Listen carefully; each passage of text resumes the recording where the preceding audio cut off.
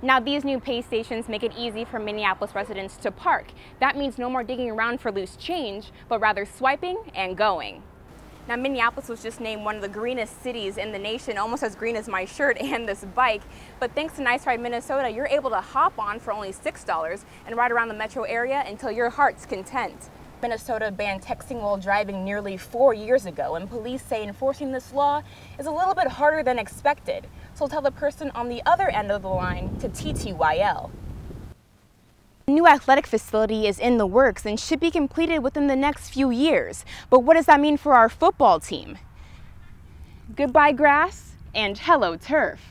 Now, why go to the store when you could simply just order online? And that's why several Best Buys across the nation are having to shut down due to online competitors such as Amazon.com. Now, I'm standing here on the Capitol steps where the Senate just passed the new Vikings Stadium bill, 38 to 28 votes. But now the real question is, what will our new stadium look like? We have that story coming up next. We're now with Max Reimer, who won Best Actor of the 516 Film Festival. Max, how are you feeling? So what are your plans now that you walked across the stage? That's complete. What's next in this next phase of life for you? Gas has jumped up a nickel from last week, and according to experts, we may be seeing gas on the rise for another month.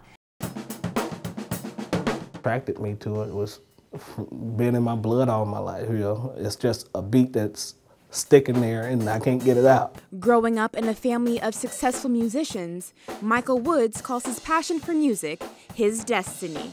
My brother is a keyboard player. My whole family sings, so yeah. Catching on to his family tradition was easy, but not all things in life came easy for the 27-year-old.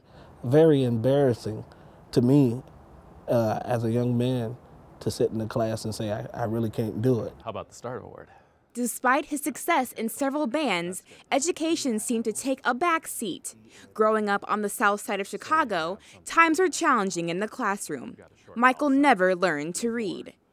The schools that I went to, they, you got 30, 40 kids in a class, and what's going on with that is they don't have time to take you aside and figure out how you learn. As schools kept pushing him through, Michael still couldn't read, and he was left to fend for himself. Kept on going through life just by noticing, remembering words and remembering how they looked.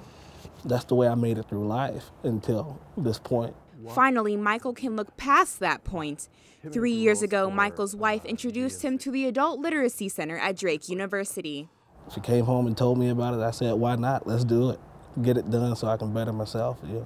Bill Barnes, Michael's volunteer tutor at the center, has seen a newfound confidence in Michael since enrolling him in the program. Mike's a sharp guy, and he gets it, and he sees things, and he focuses, and he's aware. Barnes helps Michael read, sound out, and spell words.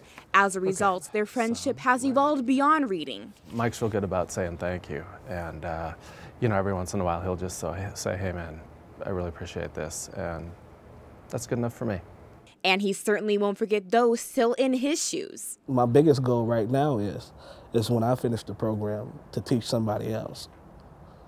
In Des Moines, Jodi Whitworth, Channel 13 News.